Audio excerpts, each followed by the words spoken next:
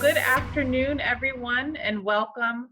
My name is Angela Thorpe, and I am the director of the North Carolina African American Heritage Commission, which holds as its mission to preserve, promote, and protect North Carolina's African American history, arts, and culture for all people. It is my pleasure to welcome you to the fifth webinar in the Commission's six-part webinar series, Sustaining North Carolina's African American Heritage Institutions During COVID-19. During this series, we have explored how our state's Black heritage institutions can think innovatively about navigating the pandemic with the insights of heritage practitioners and culture workers from across the country, like today's guest, who I will introduce shortly. The NC African American Heritage Commission received a NC Cares Humanities Relief Grant from the North Carolina Humanities Council to execute this series.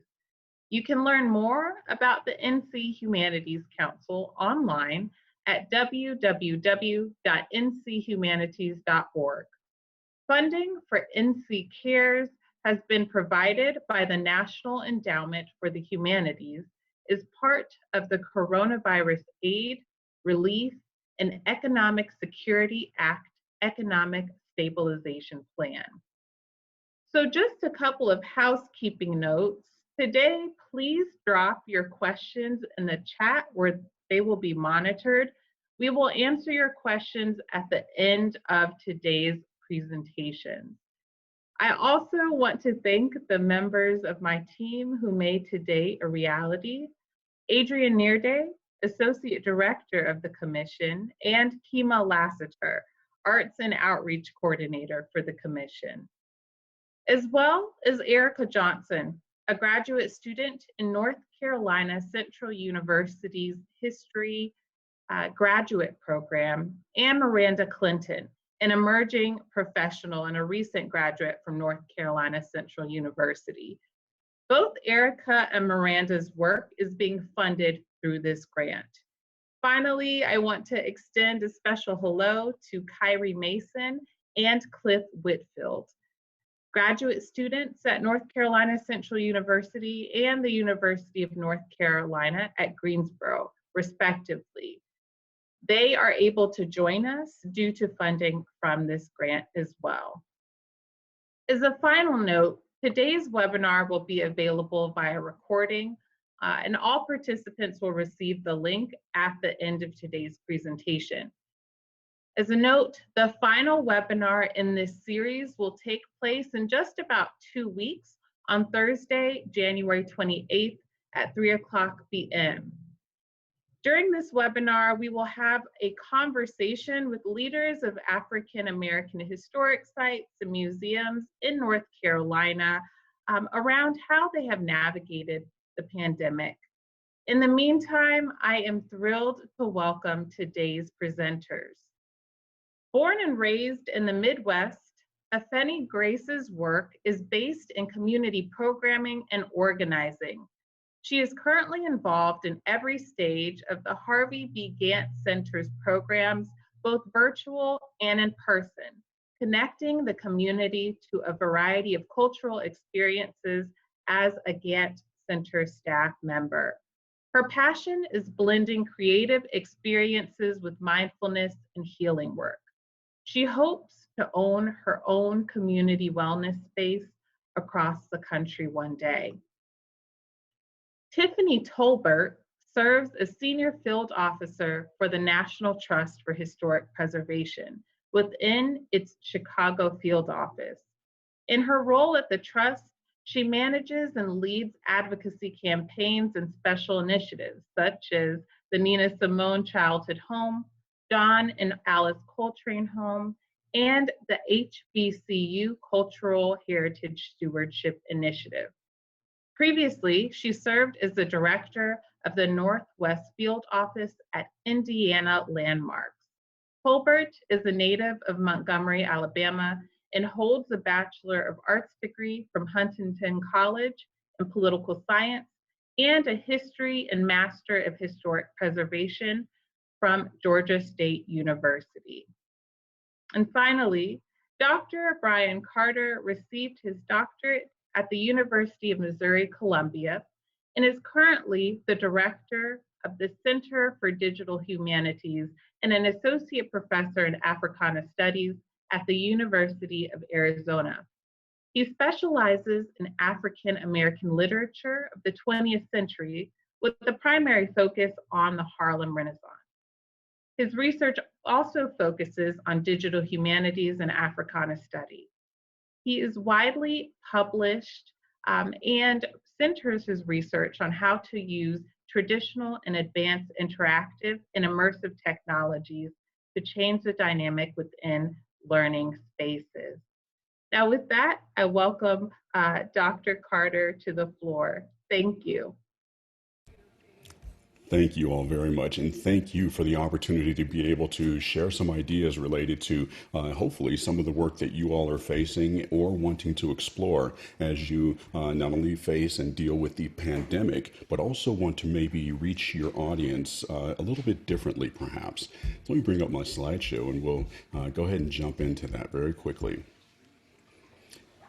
Now, this is a part of a larger talk that I've done in the past that really looked at the different ways that we are using immersive technologies or different technologies to engage students at the University of Arizona. This was funded by a very generous grant that I received a year or so ago that incorporated things like 360-degree broadcasting and recording at very high resolution, as well as scanning 3D objects and immersive virtual environments. We're currently launching a whole immersive learning initiative at my university that really engages students differently by allowing them to rent VR headsets or purchase their own, and then meet and engage with one another within these virtual spaces. Really timely, based, because we can't really do that in real life very well, except of course through the power of Zoom. So when you think about what we've been doing over the last year, a couple of years ago, I started broadcasting in 360 degrees. And so in an online class of, say, 300 or 400 students, they get a sense of sitting right across from me in my office, making it a differently intimate experience with regards to a discussion of, say, African American literature when you're looking right in someone's eye versus feeling as if you're a part of a huge crowd of students that are even further distanced because of an online setting. So year two, we're doing a couple of very interesting things with regards to that online engagement and taking it to another level. In addition to full VR, we're working with augmented reality as well as volumetric streaming. Two of these applications we're going to talk about today that I think you might find very interesting. Now, I know that with smaller museums, it can sometimes be challenging to incorporate different levels of technology into the museum unless, of course, you have that level of speciality there. And that's why I'm so very happy to be able to talk with you about what we're doing at the Center for Digital Humanities, because there's where you can form very interesting partnerships, either with our center or any others in your area that have those levels of speciality, because then by partnering with a research orientation center, you're then able to then have access to some of these kinds of advanced technologies without necessarily having to have a specialist on your staff to do that. And we're already doing that with several museums, not only here in the city of Tucson, but in Fort Lauderdale, Florida, in Jacksonville, Florida, and some other and in Philadelphia, Pennsylvania. So we're really looking at part of our mission for the center is to work with underrepresented groups to engage them with these advanced tools. Now, one of the tools that we're really excited about is a personal assistant called the Timmy personal assistant. And this one's really exciting because when I heard about Timmy a couple of years ago, I got my Africana Studies program to purchase one because I thought it would be interesting to have a personal assistant to be able to guide students to different professors' offices, to be able to leave messages for those professors if they aren't there. It can wander the halls autonomously. It can offer different bits of information about the Africana Studies program through its screen here. On that screen, imagine you're able to display things like QR codes, video clips, images, and we just purchased or just had a donation in the Africana Studies program of maybe 15 historic paintings of artists from the beginning of the 20th century all the way through like the 1960s age Black Arts movement. And when you think about the ways that now we're able to have Timmy take students on virtual tours of those pieces of art, imagine how in a museum you can, especially with COVID, you're able to have maybe some things like that automated. Or even since this device can wander a space autonomously, and because of its LiDAR sensor, it can do obstacle avoidance, so it can go around people if they happen to be there, or around chairs or what have you. Imagine it being able to just wander a space, and if it stops at a display and someone has a question, they can touch the screen, or it has human being recognition, so it can stop and say, may I help you, because it has audio capability. So being able to do something like that with an object is or with a personal assistant is really exciting, because you're able to really in some ways personalize the experience even through this type of technology, because you can also video conference into this device. Imagine being able to ask someone if it can help you, and then call a curator, and the curator will then be able to video conference in and have that personal experience with someone that may be in that particular space. So that's one of the technologies we're working with a couple of museums here in the city, and we'll do some prototypes and that kind of thing. It's really, really exciting. The great thing about that is that part of our mission at the University of Arizona is that we're an HSI, Hispanic Serving Institution. Part of the mission in the Center for Digital Humanities, at least I've made it my mission, is to make sure that I recruit underrepresented students to be a part of these kinds of projects, because traditionally at a PWI, usually underrepresented students don't have as many opportunities, or in some ways those things kind of pass by some folks, unfortunately. So we try to provide those kinds of experiences, computer science majors, etc. Okay, so one of the other technologies that I think is very exciting that I'll talk with you about very briefly is one that is really wrapped up in something that many of you may have recognized many years ago when you saw one of the early Star Wars movies. Remember the hologram Princess Leia, help me, Luke, or whatever, and it comes. We can do that now. That's called volumetric capture. And with the right kinds of depth sensing cameras, we're able to do some very interesting things with capturing people volumetrically and then projecting them into a virtual space that could maybe be scanned like this and experienced, or projecting them into the real world. Now, this space was photogrammatically captured. It's a real location here in Tucson called the Presidio. Now, imagine being able to take, turn the audio down, but imagine being able to take students into a space and allow them to experience a location using headsets. And I know that may be difficult in the time of a pandemic, but in better times, these kinds of possibilities are there with regards to exposing students to very advanced technologies. The individual on the right has been captured using volumetric technologies.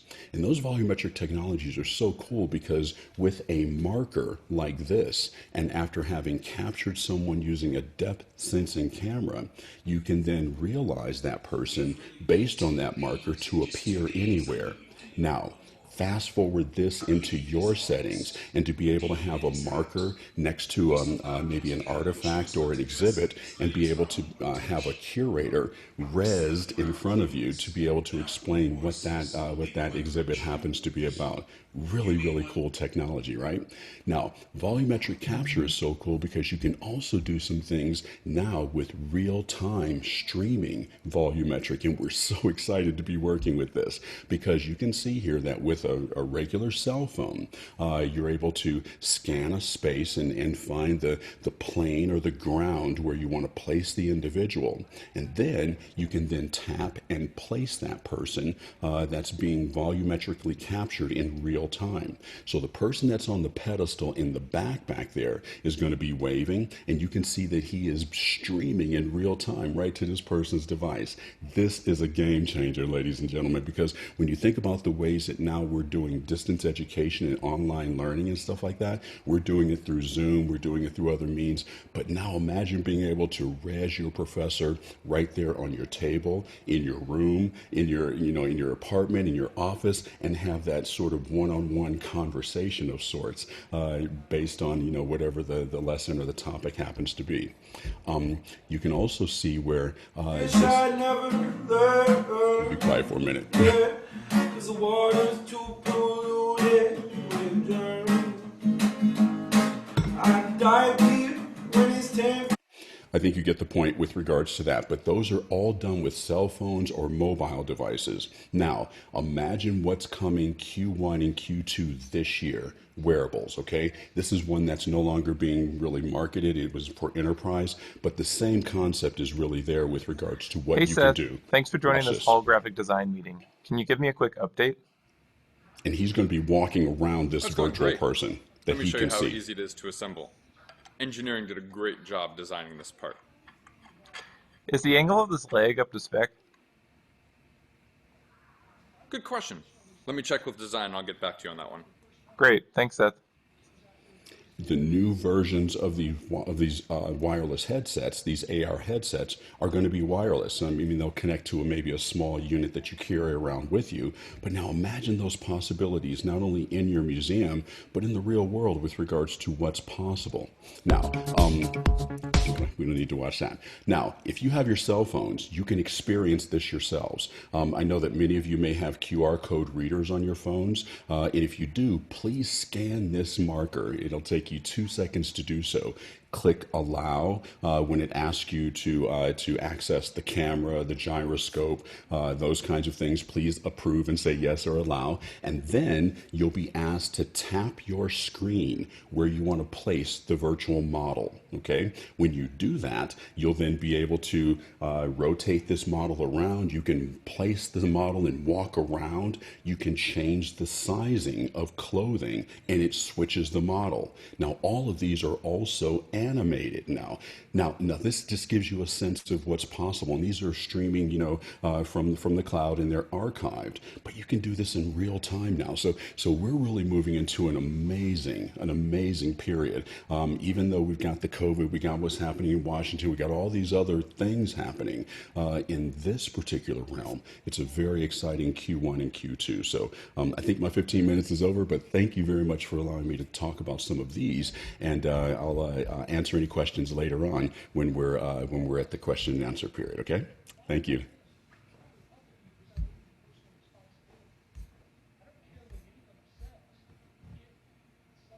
Thank you, Dr. Carter.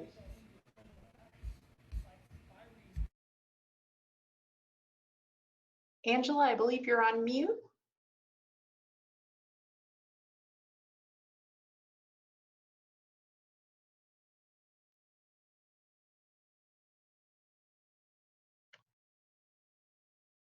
Thank you, Dr. Carter. Tiffany?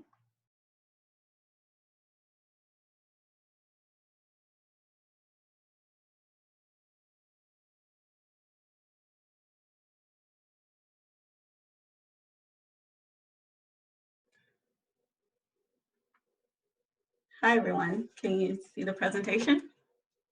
Great.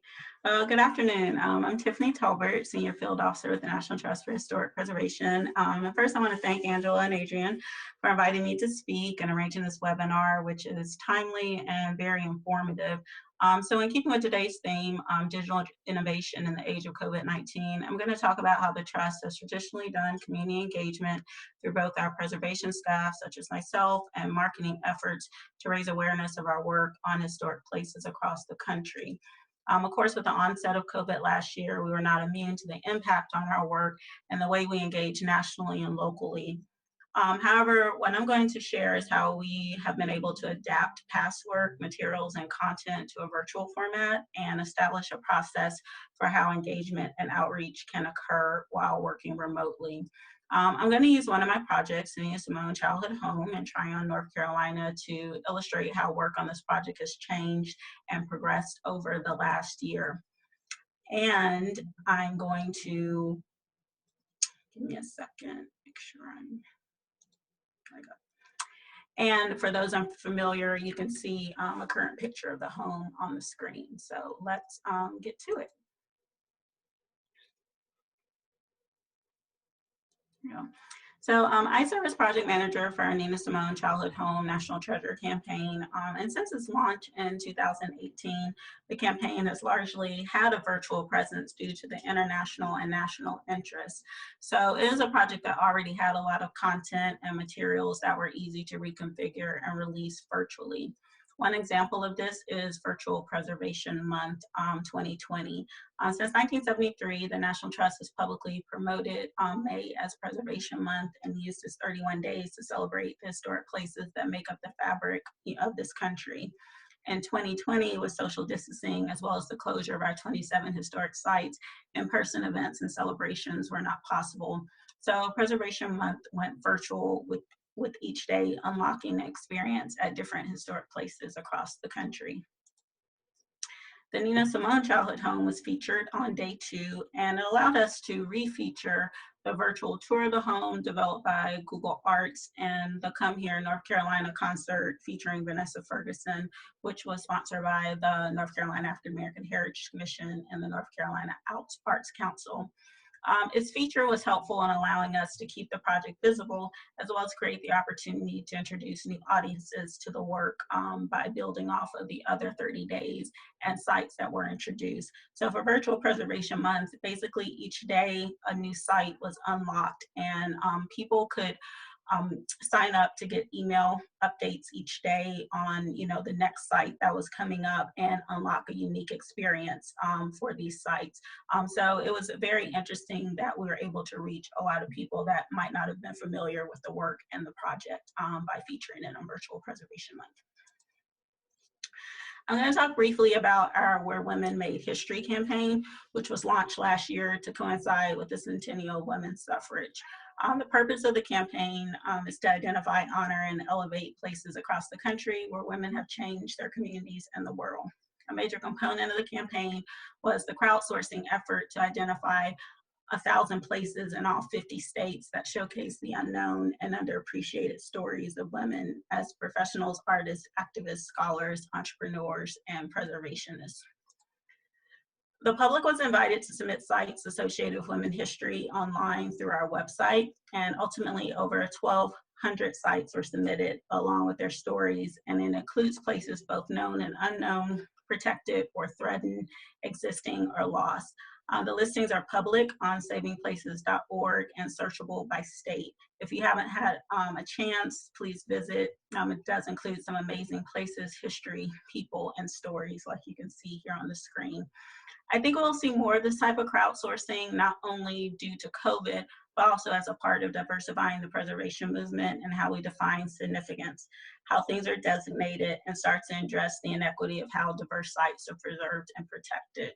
Instead of waiting for the professionals to identify historic sites and declare them historic, virtual tools like this can serve to establish and challenge the typical idea of where history happened and who was a part of it. So now going back to Nina Simone, I'm going to talk about how community engagement portion of this project has transformed and gone virtual over the last year. As I said earlier, we launched the Nina Simone Childhood Home National Treasure campaign in 2018. National Treasures are an advocacy tool we use at the Trust that allows us to take direct action and devote resources to save a historic place or address a preservation issue. So this campaign and this strategy was designed around answering the question, what is the future of the Nina Simone Childhood Home, or what now, Miss Simone? We use that too. In order to answer these questions, our work focused on developing recommendations for 4 areas and issues: rehabilitation, preservation, protection, use recommendations, ownership, and operation model. Addressing rehabilitation and preservation protection are more technical and involve the work of architects, consultants, and National Trust staff. However, when looking toward the future of the site, especially in regard to use, community engagement is a requirement before any recommendation could be developed. So prior to 2020, community engagement for the campaign involved holding visioning sessions with stakeholders in Tryon, launching a national crowdfunding campaign, which allowed the public to support the rehabilitation of the home. That was another casualty of COVID. It delayed the work on the house last year because of social distancing. And then hosting and promoting surveys, both online and in person in Tryon in North Carolina. These efforts provided valuable information and insight, but also revealed voids where more input was needed, specifically in regard to the neighborhood where the home sits and the African American community. This would allow us to, we did on engaging with the African American community so that it will allow us to gather input on the future of the home, its potential to benefit the neighborhood, as well as reconciliation around the interpretation of Nina Simone's legacy and her connection to Tryon in North Carolina. So at the start of 2020, we were preparing to scale down that outreach again and refocus on the neighborhood and the African American community. And we planned a series of neighborhood input sessions in person, starting in Tryon and then expanding out into Polk County and the surrounding area. We held the first session in February, coinciding with Nina Simone's birthday. And we held that in partnership with the Roseland Center in Tryon. We had over 75 people participating and offering input, whether through surveys, one-on-one interviews. You can also see from the pictures there, we had displays so that everyone could see the progress on the project and offer input, without verbally communicating. So the session looked typical to what we usually do and what most of us are familiar with in this work. We were prepared to continue and build on this work, but then the shutdown happened and it was clear we would not be able to do in-person engagement for a while. So in addition to the trust getting situated with all of our staff working remotely around the country, we were also asked to analyze our project to see what work could continue in a virtual room. Some portions of the project, such as the exterior rehabilitation, like I mentioned, we determined could not occur and would need to be postponed.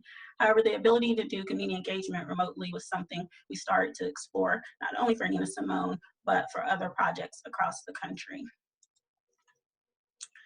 So these discussions led to the development of a virtual engagement toolkit by our Preservation Services and Outreach Department, where a team, including myself, looked at ways we can provide guidance on how to continue community engagement virtually, to build consensus around a shared vision, to reflect the needs of residents, government stakeholders, resolving conflicts between opposing viewpoints, and reviewing community input on the future of local landmarks and gathering public feedback on proposed preservation.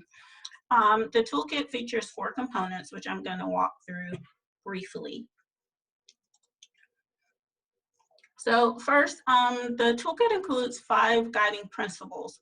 First, establishing trusting relationships. So if you're reaching out to a new audience where a trusting relationship is not yet established, you want to look at working with a partner in the area that you're working in that does have an existing relationship with your audience, and ask that partner to reach out either on your behalf or with you and serve as a host for the initial meetings. And that helps to increase the comfort level of your audience and to encourage participation. Because again, you might be reaching out to people that you haven't met in person, they haven't seen in their local community, and again, you're doing this virtually, so they might be less likely to respond. Consider, a larger number of smaller meetings versus one big meeting. So again, when conducting community engagement remotely, starting with a smaller group, when you have a larger group, it can be more difficult. And again, smaller groups can also be more effective way to begin engagement because it offers a comfort level for people gathering in this format.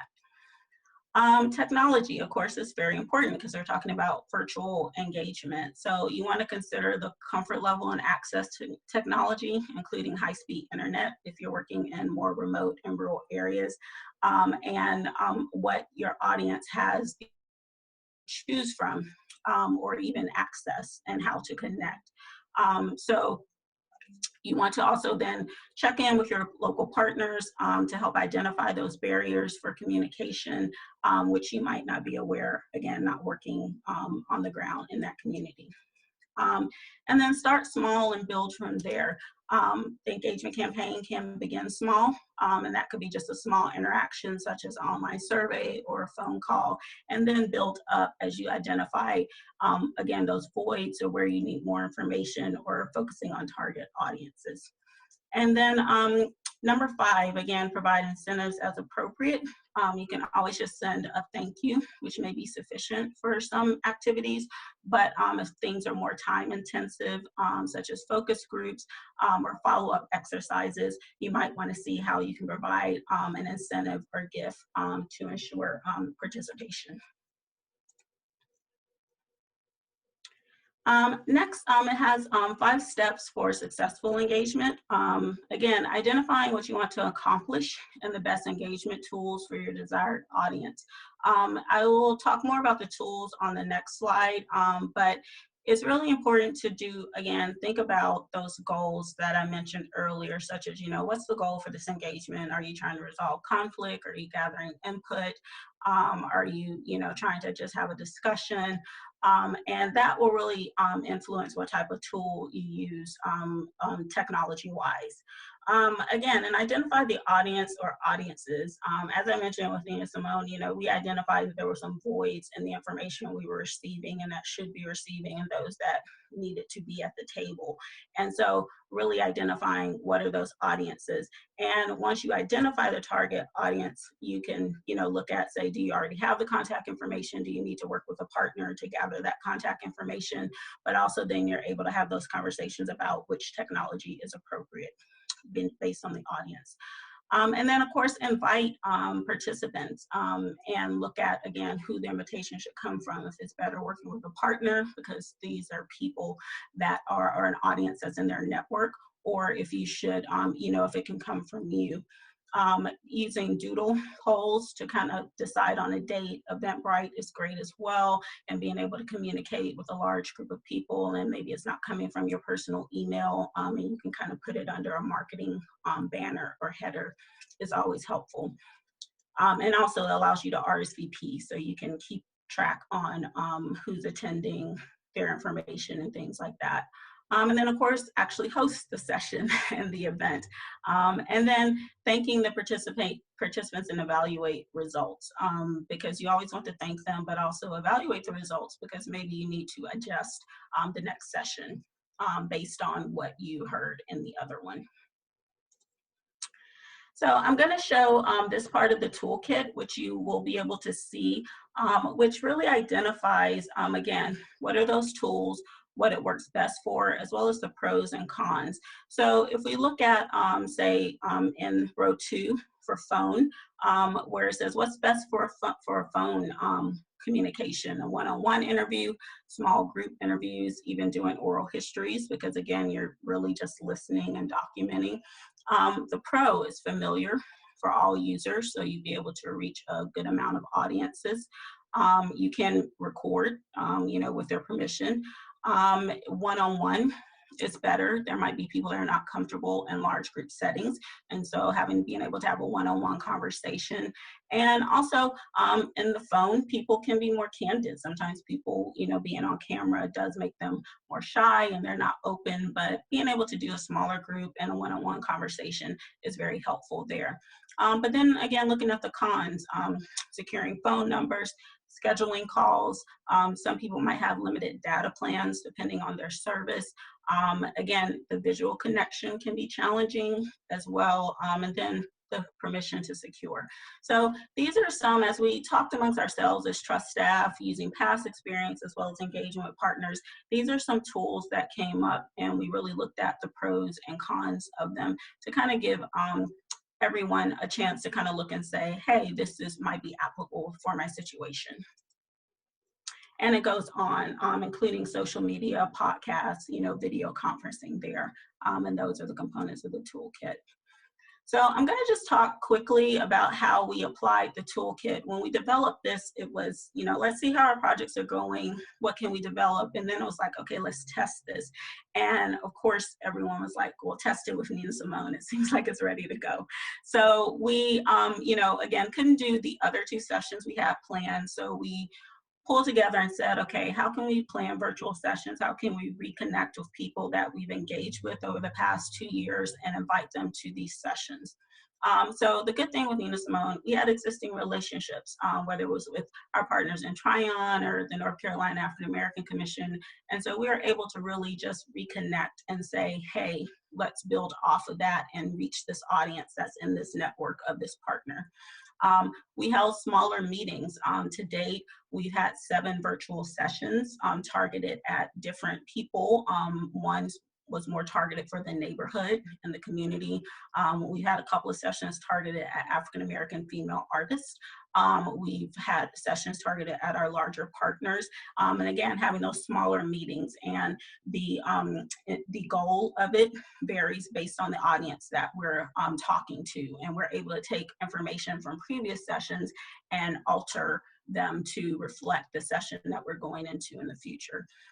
Technology, Zoom is great. Of course, we're on Zoom right now. Conference call, one-on-one interviews, but we've offered multiple choices for people that they can participate, either Zoom or maybe they wanted to be in a conference call. Most people chose Zoom, which is great, but we always wanted to be inclusive, so we've put that out there. And then again, we've hit those successful steps as well, which I just mentioned, identifying the audience. We specifically wanted voices from the African American community, the neighborhood where the home sits, women, artists, and the tool has reflected based on the goal of each session that we want to use. And so if you remember those pictures from us being there at the Roseland Center, everyone around tables, walking around, really great and fun. This is what the sessions look like now. When you look at these pictures, is really there. But also we're able to take notes through PowerPoint and document in real time what people are saying and communicating, and it's actually been pretty fun. Next step with this is number 5 is evaluate and share. As we wrap up these sessions this month, we're now looking at developing a virtual portal which will be able to report out the findings of these sessions and still allow people to comment and engage. So we're hoping, working with our marketing staff, we'll be able to launch that next month so people can see what their information has contributed to in their input. So I'm going to wrap up with some links to more information on what I've presented. And if you're not familiar with the National Trust and Preservation Leadership Forum, I invite you to visit. Forum is where we host discussions and content and practical information for our partners and organizations. And so you can find the information I presented, and I'm going to put links to this information in the chat as I finish. But again, the virtual engagement toolkit is on Forum for you to download. And this is meant to be a working document, so you can share your thoughts and Forum and information on what has worked best for you so that others can, benefit from that. And we periodically update the document to include new information and strategies, so please join the discussion. We also have a section on resources in response to COVID-19, and this includes articles by the Trust as well as partners focused on historic sites, legislation, legal issues, museums, and how they're all responding to COVID. And then Forum also has webinar recordings. Again, those are produced by the Trust as well as partners on various topics, such as the ones you see here on the screen. And also a lot of the webinars can be found on our YouTube channel for National Trust for Historic Preservation. So with that, I will thank you for allowing me to present. Again, I'm going to pop links to these resources in the chat, and then I'll be happy to answer any questions later. So thank you. Thank you, Tiffany. And as a reminder, if you all have questions, please do drop them in the chat. For now, I will pass the baton to Afeni. Thank you, Angela. Thank you so much. Thank you for having me to speak on behalf of the Gantt Center. Thank you to the staff of the North Carolina African American Heritage Commission for this wonderful opportunity. So I'm going to kind of discuss the ways that the Gantt Center has provided digital programming as it pertains to our Unmasked program.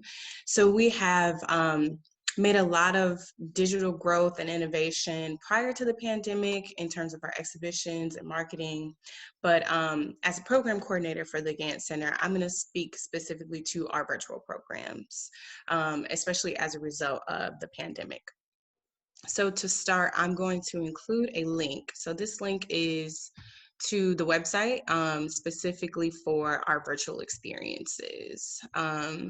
And I will be sharing links throughout my presentation just to give you all a resource and a place to follow along with me. So at the start of the pandemic, the Gantt Center staff, of course, we started working from home, and we were really looking for a way to pivot in a way that was intentional. We really took into consideration our initiative for equity and innovation. So it's short, it's IEI for short, and it has a particular model. So in the words of our CEO, David Taylor, through this initiative, we have the ability to embrace the full power of arts and culture to provide opportunities for experiential learning that accelerate progress toward an equitable society and significantly strengthen and enhance our community. So the IEI model is we work through the arts and we work through initiatives to address unconscious bias and discrimination and social injustice. So with keeping this model in mind, we wanted to leverage any programs that we had and any relationships with our community to kind of take it a step further, using this pandemic as an opportunity to take it a step further. So we kind of had some crucial questions as a staff that we kind of huddled together to discuss. And I'm going to also include the IEI link so that you can just learn a bit about our initiative for equity and innovation.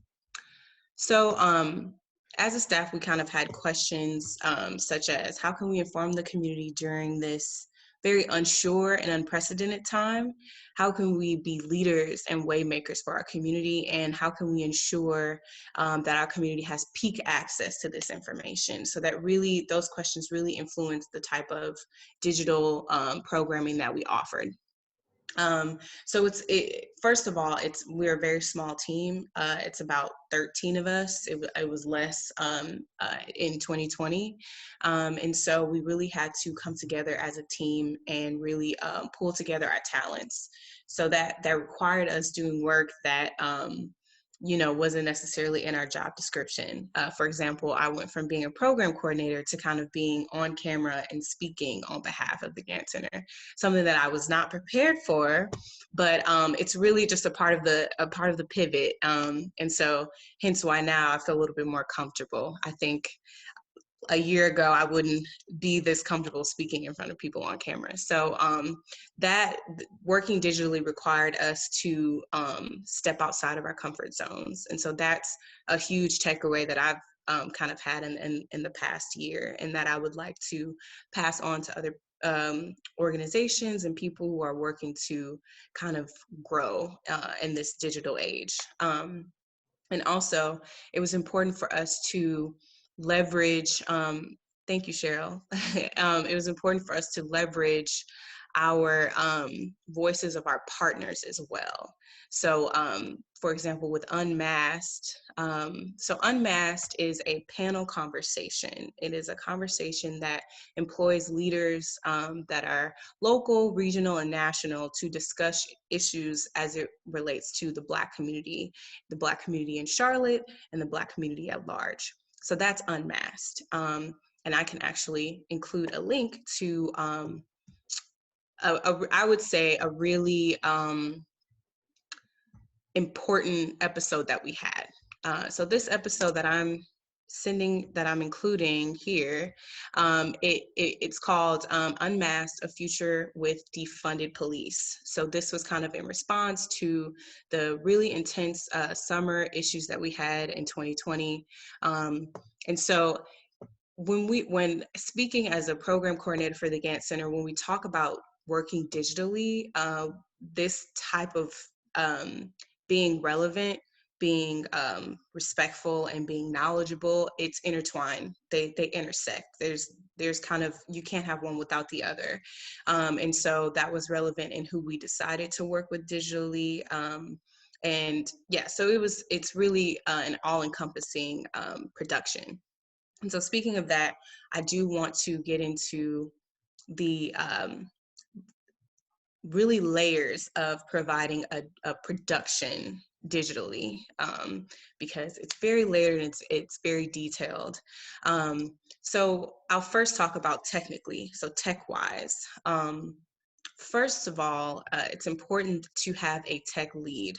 So although we were working as a team, it's important to have two people, as we do now on staff, who are kind of at a certain knowledge level, because they kind of need to be our leaders. We can't have a lot of cooks in the kitchen when it comes to providing a quality technical program.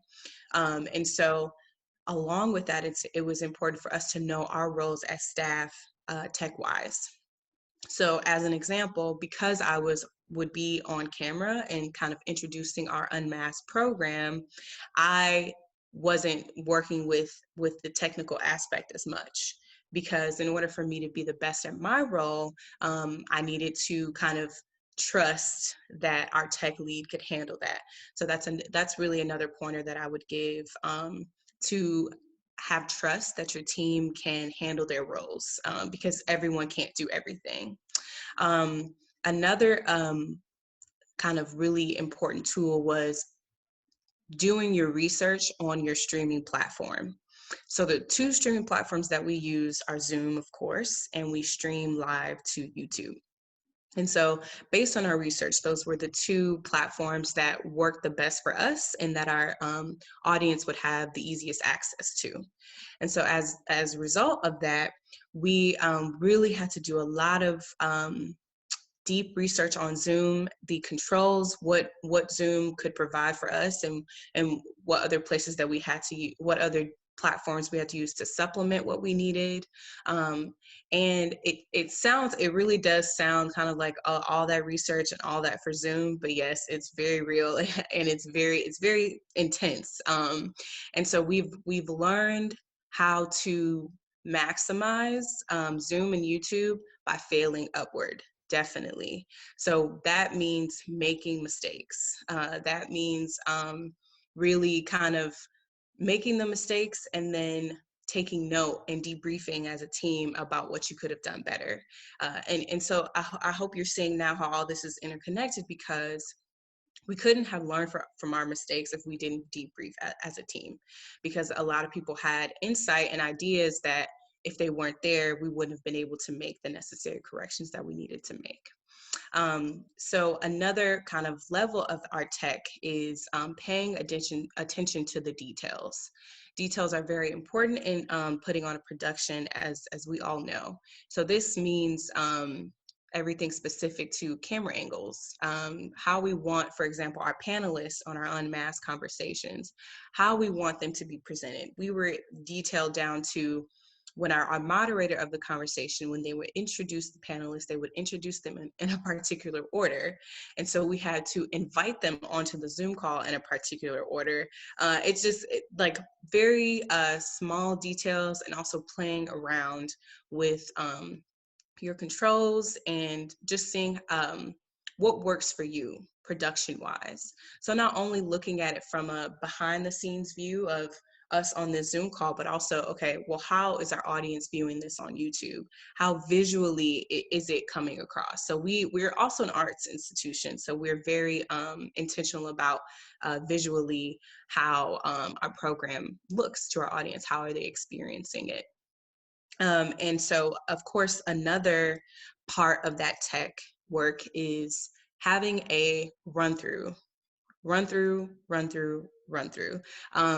So I would say, as an example, so our behind the scenes, our tech team it's about 4 of us. We would run through the program on our end, and then we would invite our panelists to rehearse, and we would invite them to be in the exact place that you're going to be so during the tech run through, be in the exact same place you're going to be on the day of the program. And Angela and Adrian, I am sorry because I didn't do that. I'm at home. I was at work the first time, but that's just it. That's just a crucial example because the background and the lighting is really important for us as an arts institution. Even though we're talking about we're kind of dealing with humanities and we're dealing with social issues, it's important that how we present ourselves visually. So having that tech test, we can kind of control or at least influence the background and the sound. So I definitely recommend that. And then it's just always important to over prep. So having a run of show and kind of making sure that your Wi-Fi is good, your internet connection is stable. And I know it sounds very like basic, but when there's a million different details in providing a good digital production, a lot of those basic things can be ignored because there's a huge list of items that you have to check off. And so now I want to get into our content. So in presenting digital content, that is a whole nother layer, a beast, if you will. So it was important for us to kind of pivot and change our digital content to accommodate a virtual audience. So as an example, we've had many panel conversations at the Gantt Center in the past, but they looked very different from a virtual experience. So I'll get into a couple of examples of that. So usually our panel conversations are 2 hours, at least an hour and a half, 2.5 hours, depending on what type of experience we want to offer. So our unmasked conversation was a kind of spin-off, if you will, of our Talk About It Tuesdays that were in the building. And so that's why unmasked are almost always on Tuesdays. Our Talk About It Tuesdays were from 6:30 to 8:30 at the Gantt Center. And so we would usually try to incorporate some sort of resources. For example, in the building, we've had a discussion about Black vegans and their experience. And so we provided food as a result. And so of course we can't provide food. We can't bring food to everyone in their home. That would have been really amazing if we could do that, but that wasn't an option. And so how do we pivot to a virtual experience that is still very engaging for our community? So we shorten it to an hour because virtually, even the most focused adult a lot of times can't last longer than an hour for a virtual conversation. So we shorten it to an hour. And we try to incorporate social media into our experiences. So encouraging people to post, if there was an art program, post what they've created on our social media. So kind of hitting people on several points that allows them to engage with us virtually beyond just that hour. And then also for Unmasked specifically, we used an online survey. So it was an audience survey that we included in every Unmasked conversation. And it was about 2 minutes, and we used that survey from Google Forms.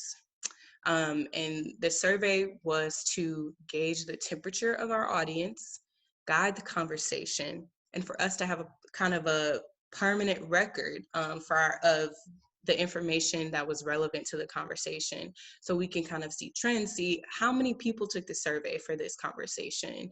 What did they say? You know, like the survey was about 4 to 5 questions, and it would always include an open-ended answer to kind of just see who our audience were, what their interests were, what their perspective and their knowledge was on whatever topic that we discussed.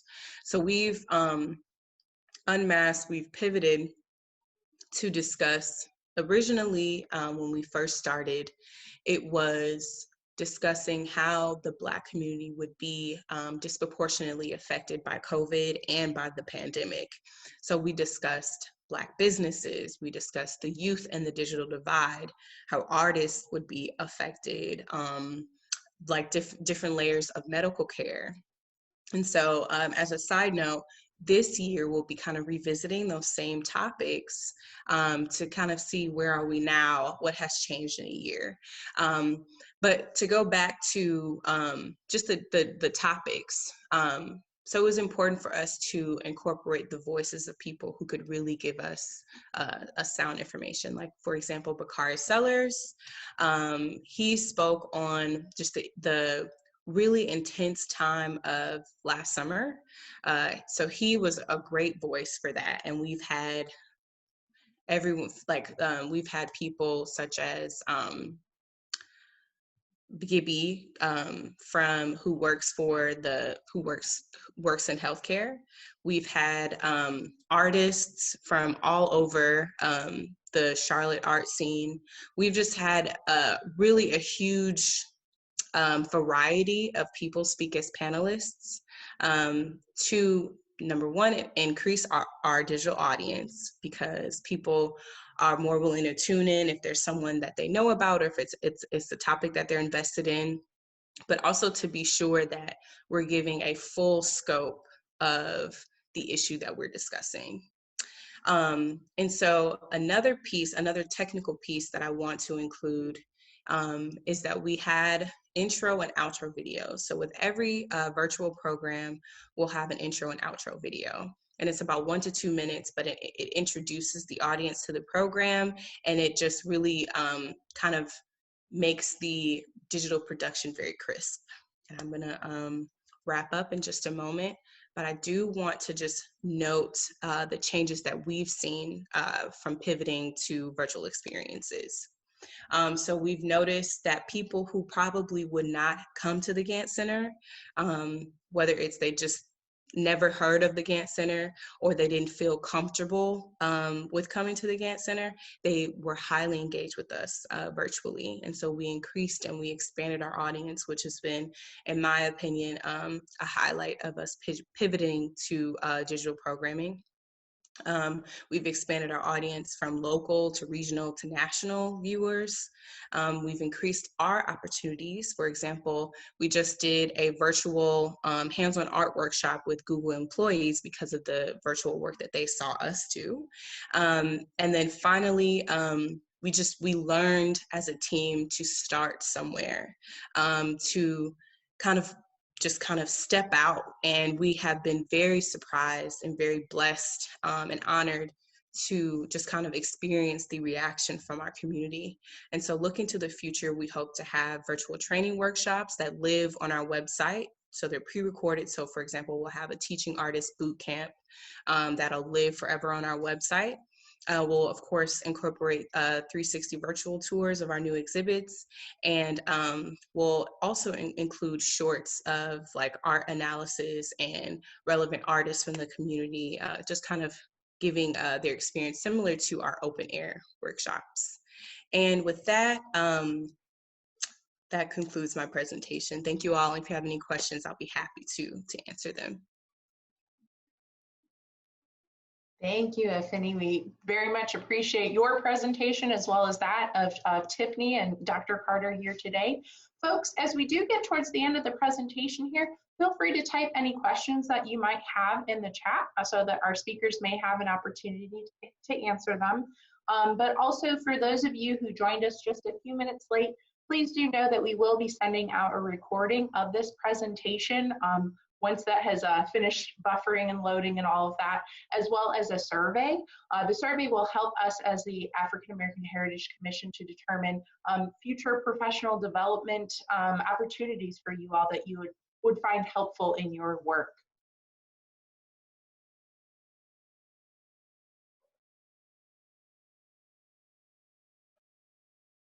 Well, I'll take the opportunity to ask one of my own questions here. Dr. Carter, you made mention of your work with the Center for Digital Humanities, particularly how you are working towards partnering with museums across the country. In terms of starting that partnership, what does that process look like with your center?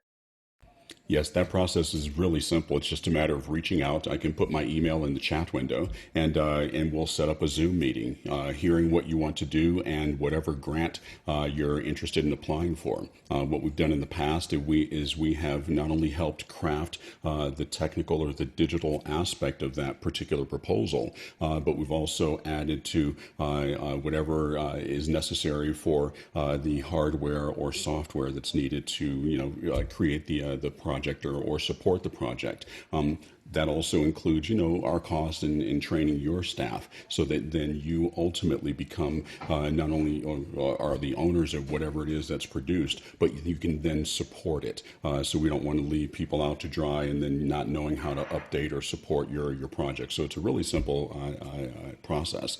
And like I said, partnering with organizations is really part of what digital humanities is. As Afeni said a little bit earlier, no one person can do all this by themselves, right? You have to have partners, and you can't expect everybody on your staff to be, either technical or coders or whatever the case might be, or that you might have the resources to be able to purchase pretty high-end, graphics computers or displays or whatever. Whereas partnering with some university that has a unit that has an outreach mission is really, really a good choice nowadays. And usually, reviewer boards typically look at those partnerships as being a strong alliance to most likely be able to complete whatever that grant is proposing.